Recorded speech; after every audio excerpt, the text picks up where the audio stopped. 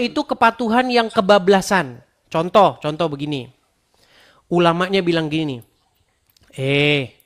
ya, berzina itu boleh. Sedangkan Allah bilang berzina itu nggak boleh.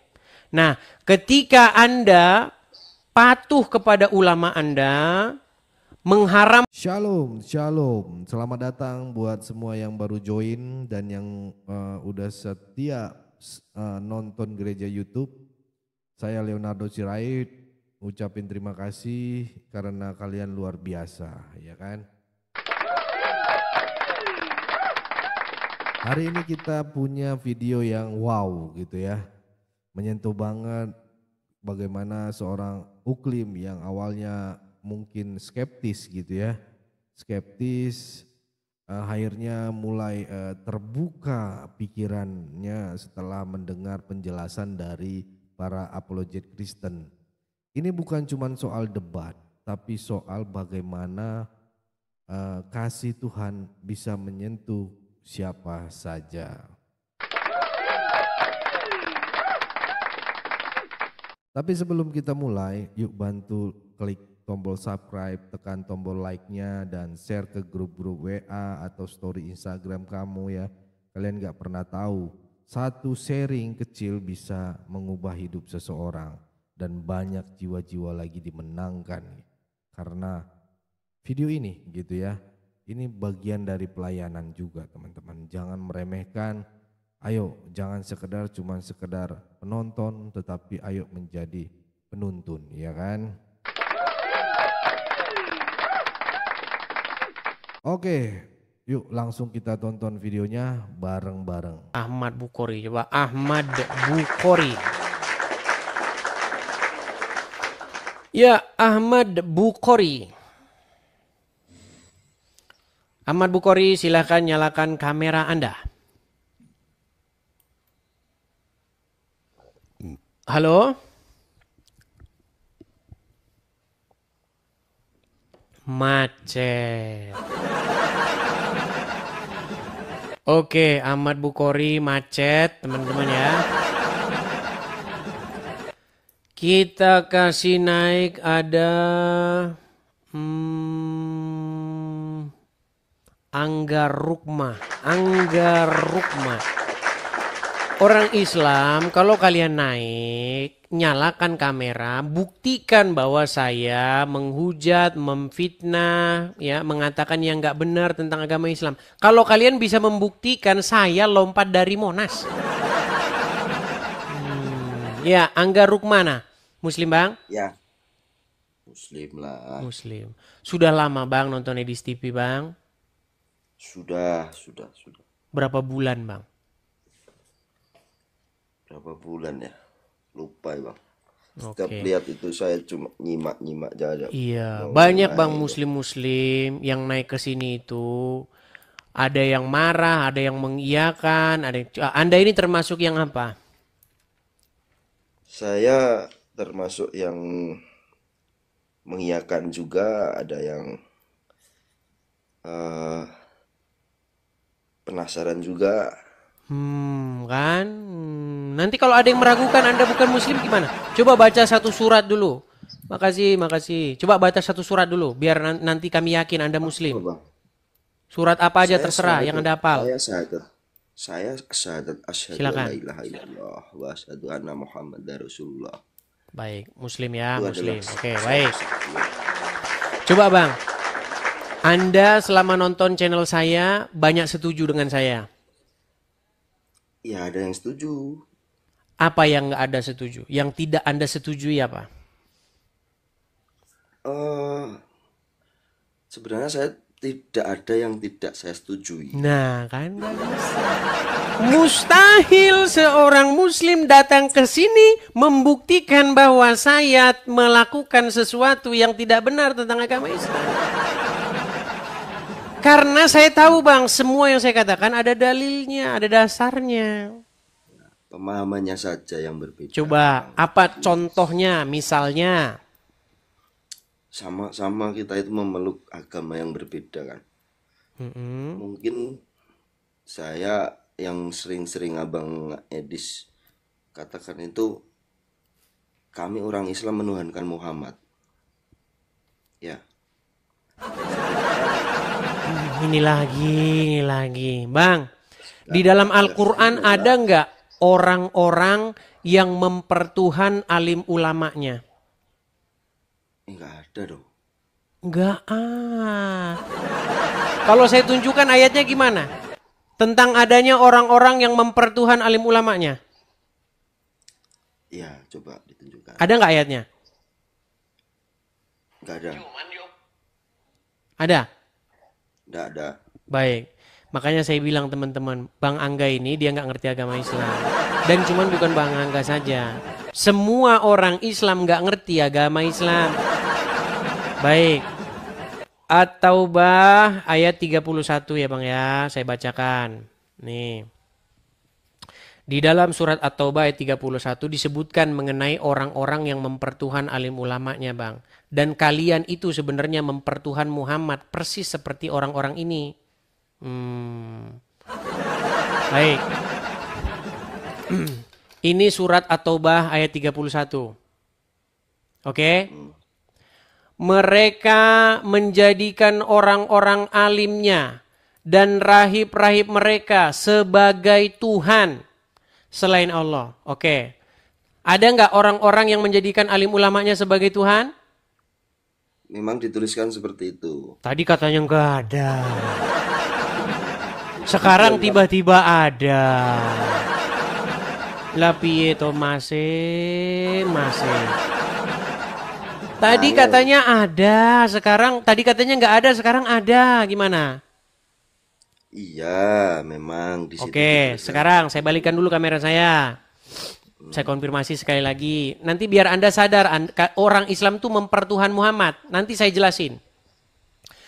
Jadi sekarang Anda sudah mengakui bahwa menurut Al-Quran ada sekelompok orang yang mempertuhan ulamanya. Sekelompok orang yang mempertuhan ulamanya. Itu tidak mempertuhan, hanya mengikuti. Ini loh mempertuhan. Aduh, saya balikan lagi nih. Baru dibalik udah lupa. Waduh, sulit ini. Barusan saya balik kamera. Coba Anda yang baca dah. Kalau saya yang baca nanti Anda nggak ngerti. Nih, coba. Ya. Mereka menjadikan orang-orang alimnya dan rahib-rahib mereka sebagai Tuhan selain Allah. Oke, berarti mereka menjadikan alim ulama dan rahib-rahib sebagai Tuhan nggak? Ya. Berarti mereka mempertuhan rahib-rahib dan alim ulama nggak? Ya. Nanti saya balik lagi, awas nanti kalau lupa lagi ya. Saya balik lagi nanti kamera saya, awas nanti balik lagi nanti kita ke sini nih kalau lupa lagi nih. Baik, saya balik dulu. Berarti menurut Al-Quran, adakah orang-orang atau mereka itu mempertuhan alim ulama dan rahib-rahibnya? Ada. Ada, syukurlah kalau begitu. Baik. Ya, sekarang gini, sedikit Bang, biar saya lanjutin. Kata Muhammad, mereka itu mempertuhan alim ulama dan rahib-rahib mereka itu dengan cara bagaimana? Kenapa kok disebut mempertuhan? Menurut penjelasan Muhammad. Mengikuti dan patuh. Mengikuti dan patuh. Ya. Sebenarnya bukan hanya mengikuti dan patuh. Mereka mentaati mereka itu terlewat batas. Jadi kepatuhannya itu kepatuhan yang kebablasan. Contoh begini. Ulamanya bilang gini. Berzina itu boleh. Sedangkan Allah bilang berzina itu nggak boleh. Nah, ketika Anda patuh kepada ulama Anda, mengharamkan apa yang dihalalkan Allah atau sebaliknya menghalalkan yang diharamkan atau mengharamkan yang dihalalkan, itulah kata Muhammad bentuk mempertuhan alim ulama dan rahib-rahibnya. Ya, mau saya tunjukin dalilnya nggak? Iya. Mau saya tunjukin dalilnya atau sudah percaya? Sudah, tadi saya sudah membaca. Oke, baik. Sekarang saya tanya Bang. Betul tidak Muhammad menghalalkan yang haram? Kemudian umat muslim lebih patuh kepada Muhammad. Dan umat muslim lebih taat kepada Muhammad? Tidak. Baik. Dalam Al-Quran, darah itu boleh nggak dikonsumsi? Tidak boleh. Tidak boleh. Berarti diharamkan sama Allah ya? Ya. Oke. Kalau misalnya saya kasih bukti bahwa pengikut Muhammad meminum darahnya Muhammad gimana? Karena itu sayang kepada Muhammad. Berarti dia menghalalkan yang diharamkan Allah nggak? Ya. Nah, berarti dia lebih patuh tunduk kepada Muhammad ketimbang kepada Allah, betul? Ya. Gini, Dan Bang, itu menurut standar, menurut penjelasannya Muhammad sudah mempertuhan mereka, betul? Gini. Saya gantian yang ingin Silakan. Ketika manusia awam yang tidak bisa berkomunikasi secara langsung dengan Allah, secara otomatis yang menjadi panutan pada saat itu adalah Muhammad. Apapun yang dikatakan Muhammad, karena manusia itu yakin Tuhannya itu Allah, pasti dia mengikuti apapun itu kata Muhammad. Entah yang dikatakan itu menjadi benar atau salah. Nggak nyambung abang ini. Nggak gitu, Bang. Nggak nyambung bang. Kita nggak bahas itu loh. Kok nggak nyambung bang? Iya. Gini aja dah, saya jelasin dulu lah sama Anda. Gini, Anda tahu nggak bagaimana penjelasan Muhammad? Kenapa orang-orang itu dihukumi atau dicap sebagai orang-orang yang mempertuhankan alim ulama dan rahib-rahibnya? Iya. Karena apa? Apa yang mereka perbuat terhadap alim ulamanya itu? Yakin dia percaya kepada dia. Bukan yakin dan percaya aja. Mereka keyakinan dan ketaatannya itu tanpa batas. Bahkan mengharamkan yang halal dan menghalalkan yang haram. Nih, saya tunjukin dalilnya. Kita harus sabar mengajari orang Islam ya teman-teman ya. Nih ya, perhatikan. Ini tafsir At-Taubah ayat 30 dan 31. Di sini Muhammad menjelaskan bagaimana cara mereka mempertuhan atau menjadikan alim ulamanya sebagai Tuhan. Ya. Nih, saya bacakan ya. Ya. Di sini saya bacakan. Jadi, Muhammad sedang membacakan surat At-Taubah ayat yang ke-31. Datanglah seorang Nasrani kepada Muhammad. Mengatakan bahwa kami tidak mempertuhan alim ulama kami. Nih ya. Nih, Adi melanjutkan kisahnya. Bahwa Adi menjawab Muhammad. Sesungguhnya mereka tidak menyembahnya, ya Rasulullah. Rasulullah bersabda, tidak. Sesungguhnya mereka mengharamkan yang halal bagi para pengikutnya. Dan menghalalkan yang haram bagi mereka. Lalu mereka mengikutinya. Yang demikian itulah ibadah mereka kepada orang-orang alim dan rahib-rahib mereka. Ini penjelasan Muhammad nih. Iya. Cara mereka mempertuhan ulamanya adalah ketika ulama itu mengharamkan yang halal, diikuti sama mereka. Ketika menghalalkan yang haram, diikuti sama mereka. Sekarang, penjelasan Muhammad itu akan saya gunakan kepada muslim. Benarkah di dalam Al-Quran darah itu diharamkan? Kamu tadi sudah menjawab iya. Sementara Muhammad darahnya diminum oleh para pengikutnya. Artinya pengikut Muhammad menghalalkan yang diharamkan Allah. Dan Muhammad menjadi pendukung orang tersebut. Nih saya putarkan. Kalau saya ngomong Anda nggak percaya nih darah Muhammad diminum. Perhatikan. Nih ya. Darah itu haram. Saya ulangi dulu, saya ulangi nih. Saya ulangi dulu ya, nih. Saya pernah dengar cerita tentang sahabat yang meminum darah Nabi SAW. Sedangkan dalam Al-Quran minum darah itu dilarang. Darah itu haram. Ini khususnya. Nama kitabnya Mafahim Yajib an Tusahhah. Ketika Nabi menyuruh sahabat membuang darah bekas bekam. Hijamah. Ambil darah, pergi buang sana. Begitu dia ke belakang, bukan dibuang ya, diminum ya darah Nabi. Lalu dibilang, yang mana darah? Kau minum. Kata Nabi SAW, orang yang darahnya bercampur dengan darahku, haram disentuh api neraka. Darah Nabi SAW, darah kawan antum, jangan antum minum. Dracula. Nah, inilah standar gandanya orang Islam. Kalau darah kawan antum minum, Dracula. Tapi kalau darah Muhammad Anda minum, bukan Dracula. Sekarang, betul nggak darah Muhammad diminum oleh para pengikutnya? Iya. Pada Diminum. saat itu Betul karena nggak darah dia itu haram? haram. Menurut Muhammad, orang yang menghalalkan yang diharamkan Allah lebih patuh kepada orang tersebut, menuhankan nggak? Iya. Ah, berarti umat Islam menuhankan Muhammad nggak di situ? Tidak A I menuhankan A karena dia U I A U E A. ini Bang. Umat Islam atau pengikut Muhammad, sahabat Muhammad, menghalalkan apa yang diharamkan Allah. Muhammad malah mendukungnya dengan berkata, haram tubuhmu disentuh api neraka. Muhammad malah jadi pendukung orang tersebut. Gimana? Memang pada saat itu seperti itu karena Ya berarti menurut penjelasan Muhammad sendiri, orang tersebut mempertuhan Muhammad. Setuju? enggak lah. Nah, nggak setuju. Berat ini teman-teman ngomong. Coba di dalam Al-Quran, di dalam surat Al-Ahzab ayat 70, apa dikatakan di situ? Ya ayyuhallazina amanu, wahai orang-orang yang beriman, ucapkanlah perkataan yang benar. Betul? Ya, Apa kata Muhammad di dalam hadis? Boleh berbohong. Apakah umat muslim lebih patuh kepada Allah? Ucapkan perkataan yang benar? Enggak, umat muslim taatnya sama anaknya Aminah itu. Umat muslim lebih patuh, lebih taat sama anaknya Aminah sekalipun dia menghalalkan yang diharamkan Allah.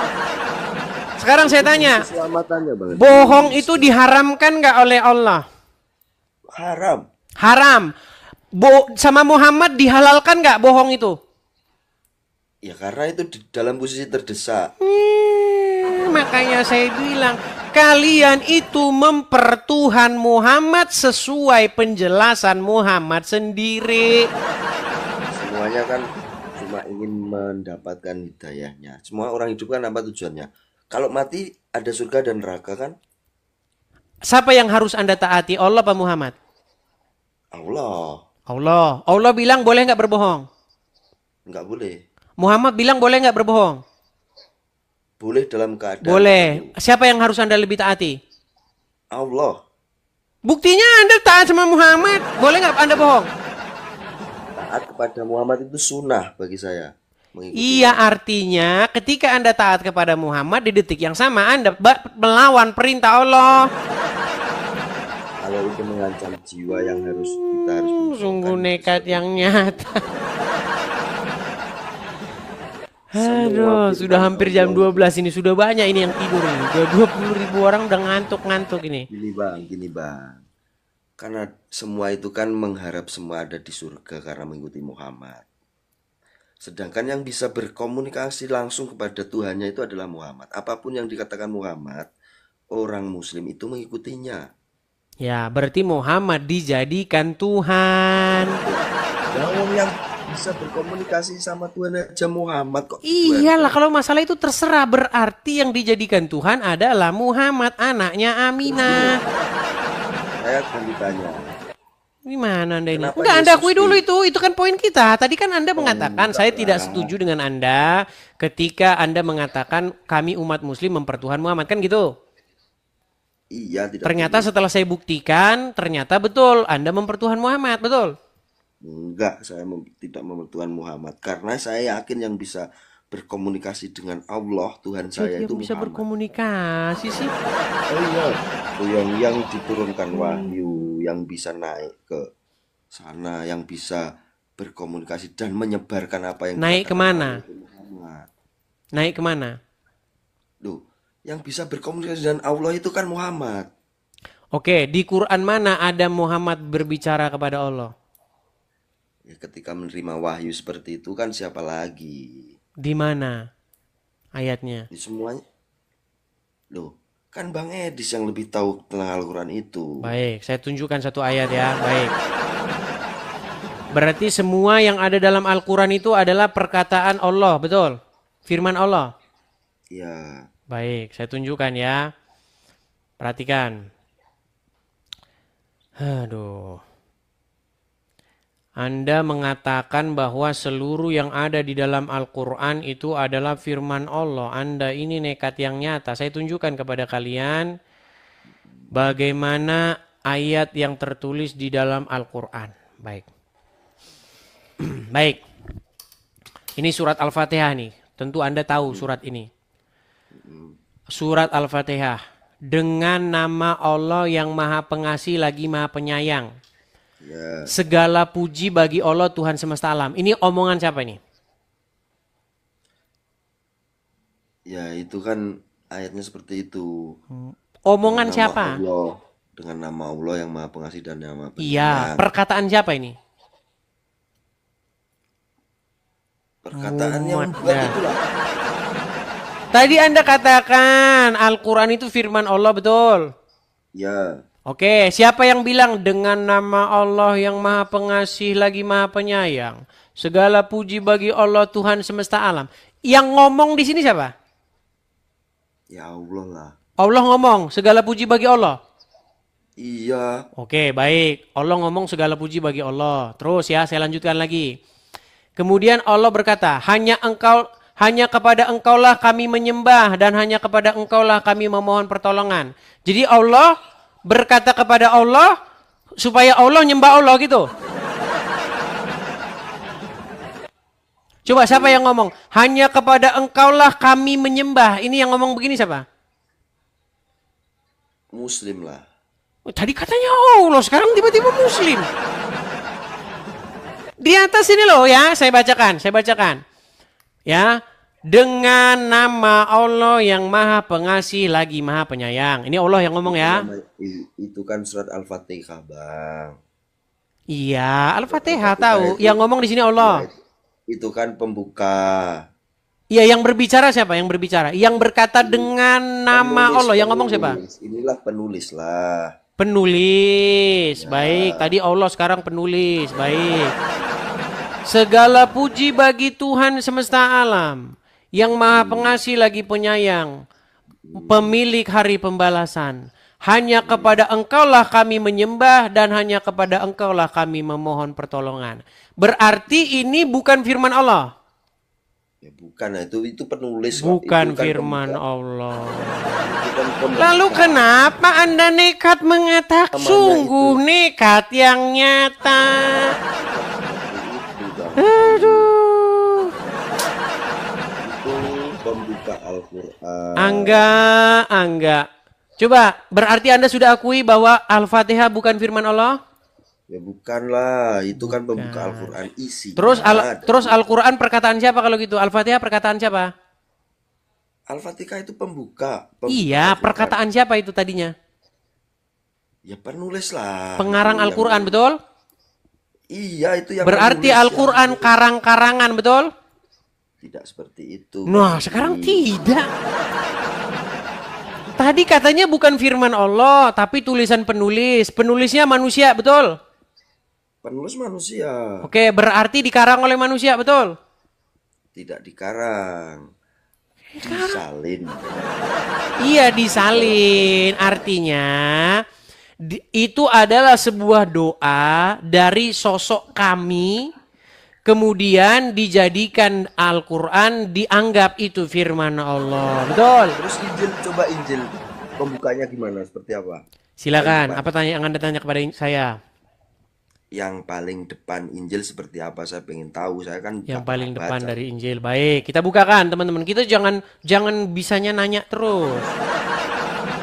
Kita buka Sabda Mobile. Kita buka pembuka Injil. Kita buka dari Injil Matius pasal yang pertama ya. Baik, saya balik kamera saya. Baik. Injil Matius ya. Injil yang pertama. Pasal yang pertama, ayat yang pertama. Dibuka dengan kata-kata begini. Inilah silsilah Yesus Kristus, anak Daud, anak Abraham. Abraham memperanakan dan seterusnya. Apa pertanyaan Anda? Itu yang nulis siapa? Penulis. Ya penulis. Yang ngasih tahu siapa? Yang ngasih tahu maksudnya? Yang ngasih tahu itu seperti itu. Injil itu yang ngasih tahu kalau ada cerita seperti ini siapa? Para saksi mata. Para saksi mata. Pada saat itu saksi mata sudah pasti seperti ini. Yang Maksudnya? menulis saat ini sudah pernah bersaksi bahwa saksi mata itu seperti ini, tidak ada yang ditambah-tambahin. Baik, pertanyaan dia agak sedikit rancu ya teman-teman, dia agak sedikit panik. Baik, kita bukakan ya dari Lukas pasal yang pertama, perhatikan. Makasih Pak Agus Ibrahim. Baik nih ya, perhatikan. Kita buka Lukas pasal yang pertama. Dari mana keterangan ini didapat? Perhatikan. Nih.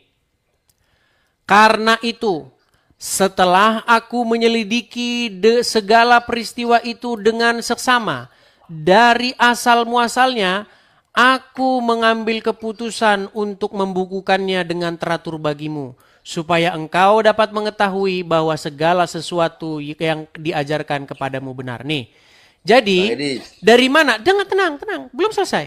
Jadi dari mana ini didapatkan? Dari para saksi mata dan pelayan firman. Nih, ya. Saksi mata dan pelayan firman. Puji Tuhan. Nah, sekarang saya tanya kepada Anda. Metode yang digunakan Bible melaporkan peristiwa dari berdasarkan saksi mata itu ilmiah nggak? Ya kenapa harus diselidiki? Baik, berarti yang namanya penyelidikan itu tidak ilmiah.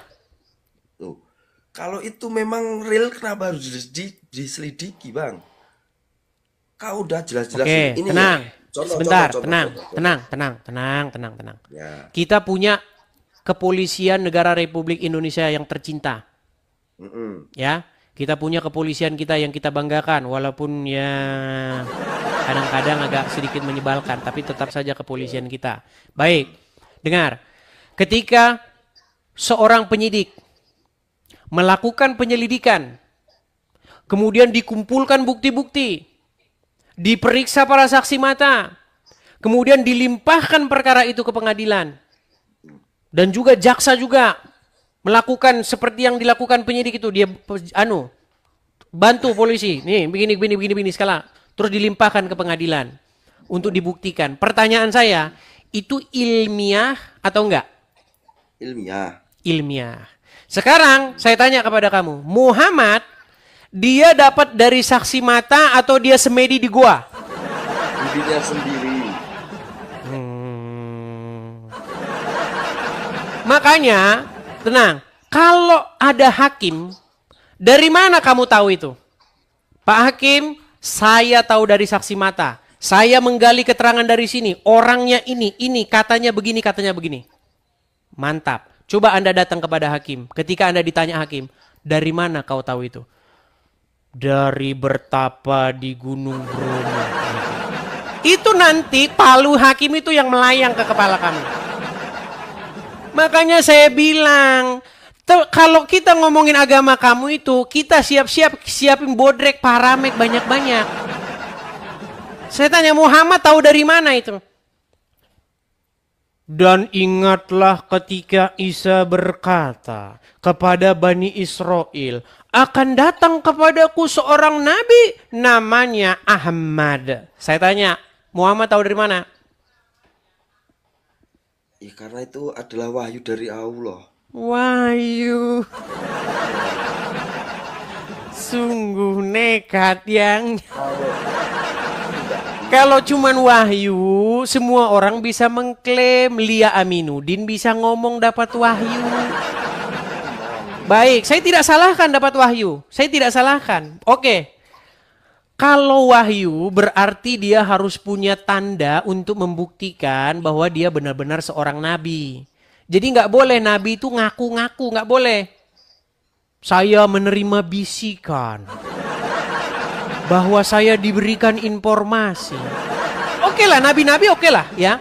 Nabi-nabi di dalam Bible itu harus dikasih sign atau tanda kenabiannya. Tanda kenabian itu berupa apa? Berupa tanda ajaib atau mujizat. Supaya perkataannya itu bisa didengar. Ketika Musa diutus oleh Tuhan, Musa berkeluh kesah kepada Tuhan dengan berkata, mereka nanti tidak percaya kepadaku bahwa engkau telah mengutus aku. Tapi apa kata Tuhan? Apa itu yang ada di tangan kananmu? Tongkat. Lemparkan itu ke bawah. Maka tongkat itu menjadi ular. Itu menjadi tanda nanti di hadapan orang Israel jika mereka tidak percaya.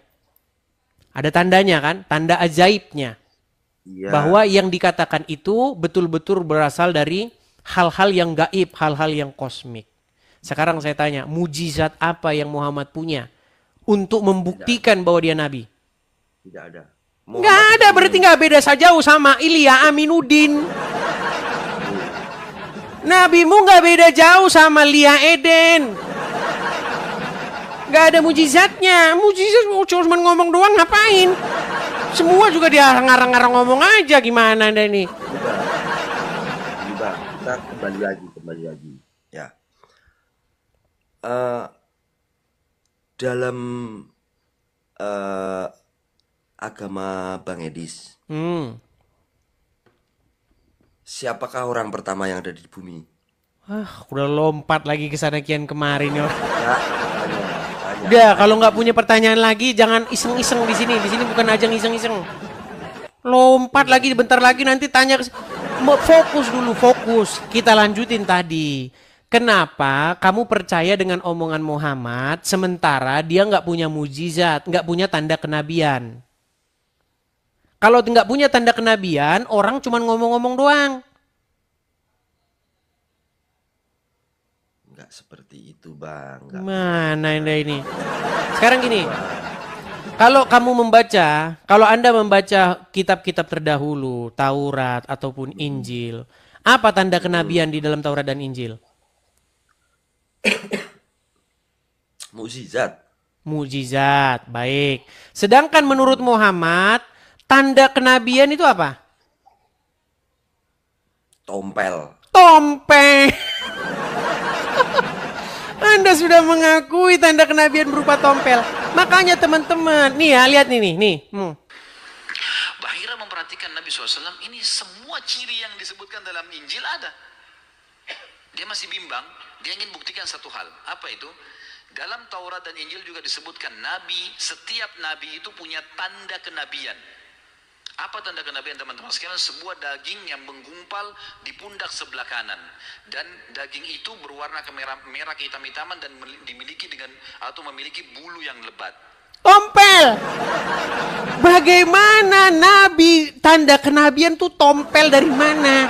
Makanya saya bilang, seandainya kamu menggunakan akal sehatmu, sudah sepantasnya Anda mempertanyakan keadaan psikologis Muhammad.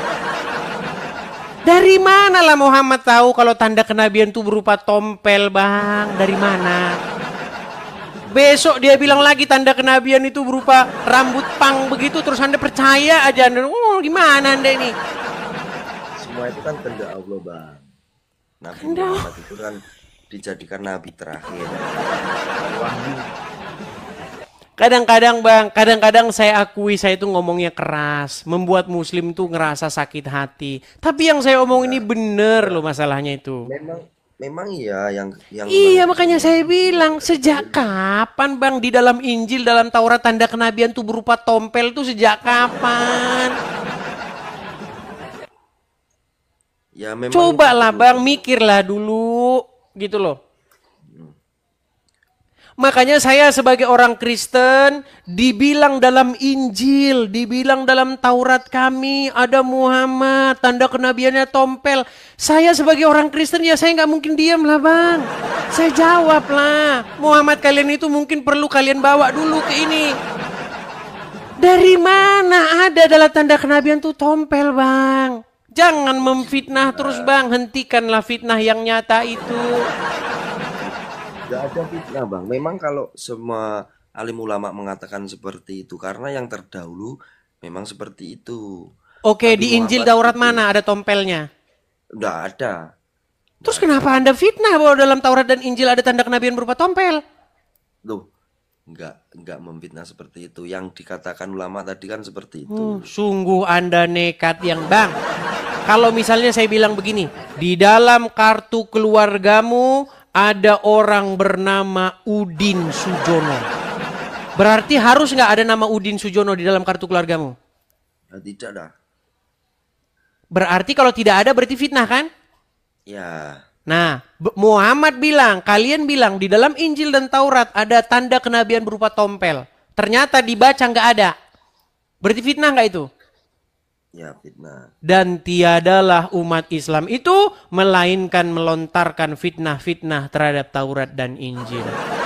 Dan tiadalah mereka itu melainkan adalah orang yang mengada-adakan. Apakah itu yang mengada-adakan? Yaitu yang mengadakan yang tiada ada menjadi ada. Apakah itu yang tiada ada menjadi ada? Yaitu mereka yang hobi menjadi tukang sulap dan tukang sihir. Ya, cukup? Ya. Oke, Bisa baik Bang. lanjut. Jadi itulah Bang ya. Jadi tolong besok-besok lagi kalau naik persiapkanlah diri dulu ya Bang ya. Ya, Oke? Saya Baik. persiapkan diri saya besok. Baik, saya turunkan ya Bang Rukma ya. Anda termasuk orang yang jujur. Terima kasih atas pengakuan Anda bahwa Al-Fatihah bukan firman Allah. Terima kasih atas pengakuan Anda bahwa Al-Fatihah itu adalah buatan manusia, betul? Ya. Oke, baik. Terima kasih. Terima kasih Bang Angga Rukma. Saya turunkan ya Bang ya. Oke. Oke, makasih Bang Angga. Saya turunkan ya. Ya, itulah teman-teman ya. Gimana teman-teman, lanjut? Jam 12 lewat. Ini ada 21.000 orang. Saya yakin ini udah pada ngorok semua. Udah pada ketiduran semua ini. Istirahat dulu ya teman-teman ya. Istirahat. Lanjut aja terus maunya orang-orang ini. Aduh. Lanjut terus, nanti oskadonnya tambah banyak. Rehat dulu lah ya. Capek juga loh saya teman-teman. Woi, capek woi. Udah berapa jam nih saya ini? Udah capek. Abis itu ada yang bilang, "Bang, saya sudah kirim berkat ya. Atas nama ini." Ternyata dicek nggak ada. Ternyata namanya lain. Oh ya itu Bang, ya itu. Ha. Sungguh nekat yang nyata. Oke lah ya, kita selesaikan dulu saja ya. Wah, luar biasa ya saudara-saudara. Kalau kalian merasa diberkati, silahkan tulis di kolom komentar. Yesus dahsyat. Atau aku rindu jadi terang dan garam, ya kan? Saya mau baca beberapa komentar kalian habis ini. Ya, jadi jangan malu-malu. Terima kasih sudah menyimak video ini. Tuhan memberkati kita. Setiap langkah kita, apapun yang kita kerjakan, terus menjadi berkat dan berdampak. Saya Leonardo Sirait, mohon undur diri. Tuhan Yesus memberkati kita semua. God bless you all. Kami tetap berseru Yesus, Tuhanku Yesus. Tak gentar meski badai menerpa, firman-Mu tetap pelita. Lewat layar kami bersaksi, meski dijegal, dihina, diserbu masa radikal, namun kasih-Mu lebih besar dari semua cemooh yang menyerang. Satu angkat tangan, langit pun terbuka. Hadir-Mu nyata di sini. Hatiku bersujud bersih. Kami akan terus memuliakan nama-Mu. Aku terima Engkau Yesus, tinggal dalam hatiku selamanya. Ku berjalan dalam terang-Mu, sampai kerajaan-Mu jadi nyata.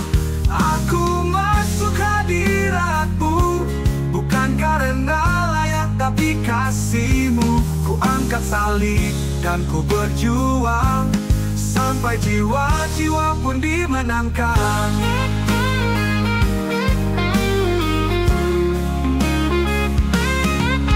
Kami Kristus bersinar di tengah gelap, takkan diam walau digeruduk masa. Gereja YouTube tetap bersuara, memuliakan Tuhan sampai akhir masa. Aku terima Engkau Yesus, masuk hadirat-Mu, ku menang. Walau badai menerpa, kami akan terus ku menangkan Injil firman-Mu, agar semakin banyak lagi keselamatan.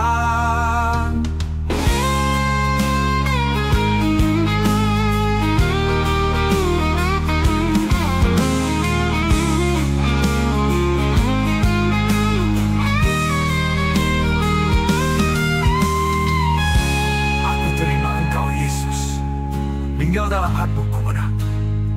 Ku berjalan dalam terang-Mu, kami akan terus kumandangkan Injil firman-Mu, agar semakin banyak lagi jiwa dimenangkan masuk dalam keselamatan. Aku terima Engkau Yesus, tinggal dalam hatiku selamanya. Ku berjalan dalam terang-Mu, sampai kerajaan-Mu jadi nyata. Aku masuk hadirat-Mu, bukan karena layak tapi kasih-Mu. Ku angkat salib dan ku berjuang, sampai jiwa-jiwa pun dimenangkan. Aku masuk hadirat-Mu, bukan karena layak tapi kasih-Mu. Ku angkat salib dan ku berjuang, sampai jiwa-jiwa pun dimenangkan.